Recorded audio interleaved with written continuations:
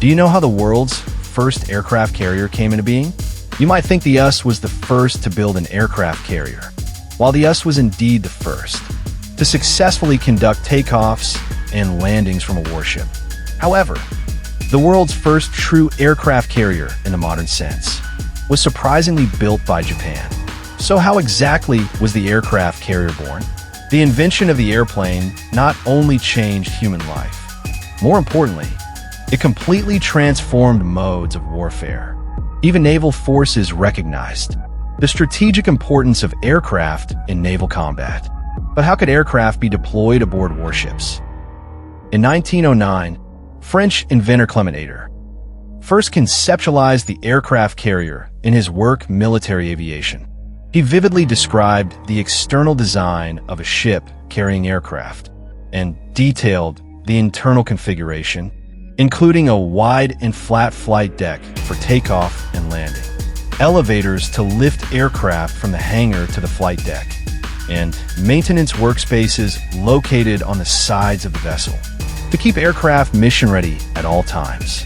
Ader's vision was remarkably close to the modern aircraft carrier. However, as a French inventor, his foresight failed to receive proper recognition in France. At the time, the world's major naval powers generally believed that heavily armed battleships with large caliber guns were the key to naval supremacy. The prime example was Britain's HMS Dreadnought, launched in 1906. HMS Dreadnought was 1,606 meters long, 25 meters wide, and had a displacement of 18,000 tons. It was powered by 4 advanced Parsons steam turbines at the time, with a top speed of 21 knots. It featured 280 millimeters thick armor and 10 305 millimeters main guns. It was not only the world's first all-big battleship, but also the fastest and most heavily armed battleship of its time. The debut of HMS Dreadnought intensified global obsession with the big gun battleship doctrine. In such a climate, who would seriously consider investing time and money into an unproven concept like the aircraft carrier? Still, the transformation of warfare was inevitable. Aviation pioneer and renowned aircraft designer Glenn Curtiss boldly predicted that future warfare would shift to the skies. He declared, battleships without air cover would face certain destruction. To prove his point, Curtiss personally participated in experiments. He piloted aircraft to bomb a mock battleship target, successfully dropping 22 bombs, 15 of which hit. Curtiss's demonstration garnered significant attention. He was then commissioned to collaborate with Captain Washington Irving Chambers, who was tasked with developing us naval aviation. In 1910, Chambers initiated tests of aircraft takeoffs from warships. They installed a wooden flight deck, 253 meters long and 82 meters wide, on the bow of the cruiser USS Birmingham. At that time, the Navy didn't even own a single aircraft. The Curtiss Model D biplane used in the test was donated by Curtiss himself. The pilot was Eugene Ely. The Curtiss Model D was 892 meters long, meaning there were less than 17 meters of usable takeoff distance in front of the aircraft. It was powered by a 30-kilowatt, 4-cylinder water-cooled engine, far less powerful than even a small modern car engine. Under these conditions, taking off from a warship was extremely difficult. On November 14, 1910, Eugene Ely sped down the makeshift flight deck of the USS Birmingham, racing toward takeoff. As he reached the end of the deck, the aircraft suddenly dropped about 11 meters below deck level. Onlookers were horrified, thinking the plane was about to crash into the sea. But Ely, drawing on his extensive piloting experience, managed to recover and climbed into the air. The flight test was a success. Following that, Chambers proposed an even more difficult task, landing an aircraft on a warship. They constructed a wooden landing deck, 3,658 meters long and 975 meters wide on the stern of USS Pennsylvania. Safety features like guardrails and arresting nets were also installed. At the same time, they modified the Curtiss Model D aircraft, expanding the wingspan and adding floats, and installed a tail hook on the landing gear. Arresting wires were placed across the deck to reduce landing speed, enabling forced deceleration. On the morning of January 18, 1911, Eugene Ely took off from Selfridge Field. Quickly approaching the USS Pennsylvania, he maneuvered the plane repeatedly to find the best approach for landing. However, the sea was rough and windy, and he had to land with a tailwind. This made the landing procedure extremely challenging. Although the aircraft overran the first 11 arresting wires during the landing attempt, fortunately, the tailhook underneath the fuselage caught the final arresting wire, resulting in a safe landing. Thanks to this feat, Eugene Ely became the first aviator in the world to successfully take off from and land on a warship. This definitively proved that aircraft could safely operate on naval vessels. It marked the beginning of the aircraft carrier era. Although the United States was the first to achieve shipborne takeoff and landing, it was not the nation that built the world's first aircraft carrier. Following the emergence of the aircraft carrier concept, it was the United Kingdom and Japan who took the lead in construction. As early as 1912, the United Kingdom established the Naval Flying Corps, which was later renamed the Royal Naval Air Service, signifying the official creation of a new military branch. However, aircraft operations from warships were still in their infancy at that time. Nonetheless, the technology for shipborne takeoff and landing was still in a very early stage. Risks remained extremely high, especially during carrier landings, which placed even greater demands on the pilot. In response, Britain adopted an innovative approach. In 1914, they converted a coal freighter into a seaplane carrier. It was named HMS Ark Royal.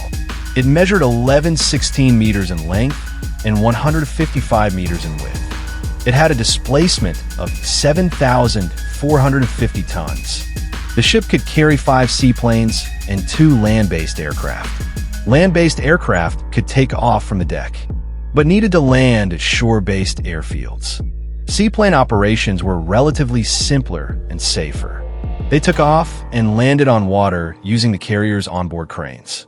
Although this launch method appears clumsy and inefficient by modern standards, during World War I, Britain utilized 3 seaplane carriers to successfully conduct gunnery spotting, coastal reconnaissance, and aerial surveillance missions. In 1915, seaplanes were even used to sink a 5,000-ton Turkish transport ship and launch attacks against German naval bases. This series of operations highlighted the vital role of aircraft in naval warfare. However, the performance of seaplanes still fell short of actual combat requirements. As a result, in June 1917, the UK decided to comprehensively modify the cruiser HMS Furious. Its forward superstructure was removed, and a 96-95-meter-long flight deck was installed.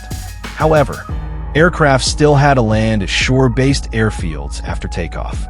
In August of the same year, Royal Naval Air Service pilot Edwin Harris Dunning flew a Sopwith Pup fighter, successfully landing on the forward flight deck of HMS Furious using a parallel side-slip approach.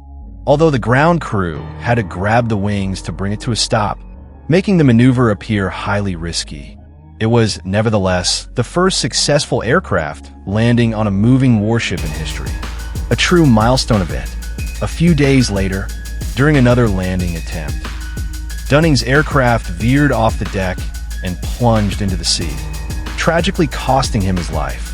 This bloody lesson taught the British that relying solely on pilot skill could not compensate for the fundamental structural deficiencies of the carrier.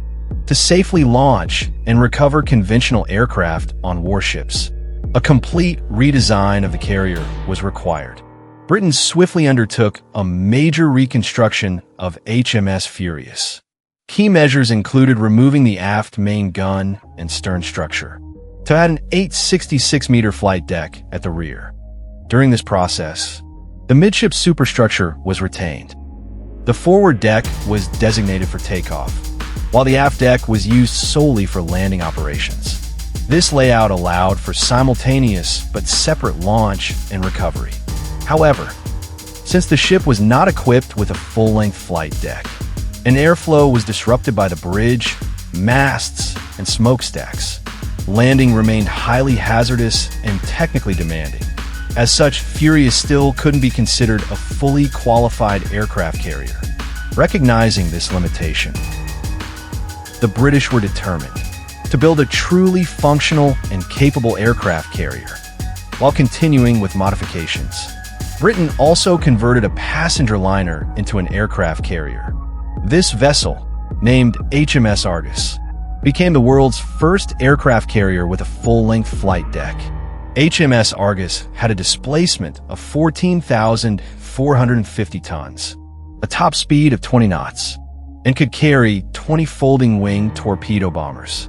Its flight deck was 168 meters long, with a hangar deck below the flight deck, and equipped with 2 aircraft elevators at the bow and stern. This allowed aircraft to be efficiently moved between the hangar and the flight deck. At this point, HMS Argus possessed the basic characteristics of a modern aircraft carrier, although its original design was not intended for carrier operations, and thus it couldn't fully be considered a true aircraft carrier in the strictest sense. It undoubtedly laid a crucial foundation for the development of modern carriers. Its pioneering role in the history of aircraft carrier development is indisputable. It occupies a foundational and irreplaceable place in the global history of naval aviation. Japan's Hōshō was the first aircraft carrier built from the keel up. It was the first true aircraft carrier in the world with a pure-blooded design. Japan had long closely monitored the development of naval aviation and aircraft carriers. As early as 1914, Japan, nearly simultaneously with the UK, converted the Wakamiya into a seaplane carrier. This vessel was deployed during operations against Germany after World War I. As one of the victorious powers, Japan became even more determined to become a naval superpower. On January 15, 1918, the British Royal Navy began construction of HMS Hermes. This ship was designed from the outset as a dedicated aircraft carrier. Originally, Hermes was set to become the world's first purpose-built aircraft carrier. However, Japan quickly realized that being the first to complete a true aircraft carrier would be vital in cementing its global naval status. During this process, a British-born Japanese intelligence agent named William Forbessenpill played a crucial role. He held the title of Baron in the British peerage and was a member of the House of Lords. Sempill led Japan's military observer mission in the UK and conducted in-depth inspections of several converted British carriers, including HMS Furious and HMS Argus. Based on his findings, Japan repeatedly revised the design of its upcoming Hōshō. In 1919, Japan finalized plans to build a carrier with a full-length flight deck. Sempill also sent British advisors to assist Japan, bringing with them the UK's carrier construction expertise. At the same time, Mitsubishi Heavy Industries helped the Japanese Navy recruit retired officers from the Royal Navy to teach carrier takeoff and landing operations. To beat the British in completing their Hermes, Japanese shipyards worked tirelessly day and night. On November 13, 1921, Hōshō was successfully launched. It was officially commissioned on December 22, 1922, 7 months earlier than Britain's HMS Hermes. From keel laying to commissioning, Hōshō took just 3 years to complete, successfully becoming the world's first purpose-built aircraft carrier. That wraps up today's video. What are your thoughts, Commanders? Let us know below. See you in the next episode.